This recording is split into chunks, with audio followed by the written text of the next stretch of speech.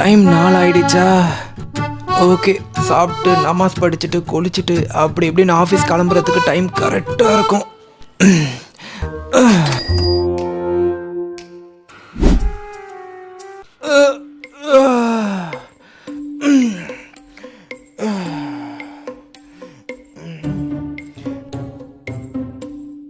அப்பாடா, அலாரம் அடிக்கிறதுக்கு முன்னாடியே ஏஞ்சிட்டோம்.